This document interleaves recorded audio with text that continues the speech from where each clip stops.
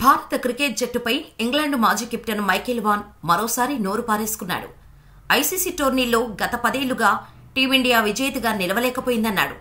ప్రతిభా వనరులకు కొదువ లేకున్నా టీమిండియా ఆశించిన ఫలితాన్ని అందుకోలేకపోయిందని విమర్శించాడు.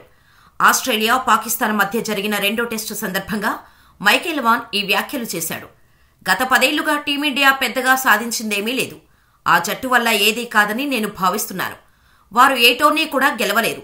టీమిండియా చివరగా ఎప్పుడు గెలిచింది? వారి వద్ద ఉన్న ప్రతిభతో వారు ఎన్నో విజయాలు అందుకోవాలి. కానీ అలా జరగలేదు. ఆస్ట్రేలియా పర్యటనలో టీమిండియా 2 సార్లు టెస్టు సిరీస్ గెలిచింది.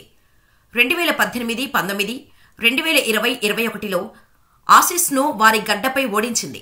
కానీ ఐసీసీ టోర్నీలో మాత్రం విజేతగా నిలవలేకపోయింది. వన్డే ప్రపంచ కప్, టీ20 ప్రపంచ కప్, WTC టోర్నీల్లో వారు విజేతగా నిలవలేకపోయారు. వారి వల్ల ఏదీ కాదు.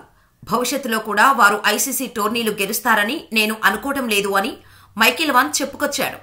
ఇక టీమిండియా మహేంద్ర సింగ్ ధోని సారథ్యంలో చివరిగా 2013లో ఐసీసీ ఛాంపియన్స్ లో ట్రోఫీ గెలిచింది. అప్పటి నుంచి ఇప్పటి వరకు ఒక్క ఐసీసీ టైటిల్ కూడా గెలవలేకపోయింది. 2015, 2019 వన్డే ప్రపంచ కప్లో సెమీఫైనల్కే పరిమితమైన టీమిండియా 2023 వన్డే ప్రపంచ కప్ ఫైనల్లో ఓటమి పాలైంది. టీ20 ప్రపంచ కప్పుల్లోనూ నాకౌట్ మ్యాచ్లకి పరిమితమైంది.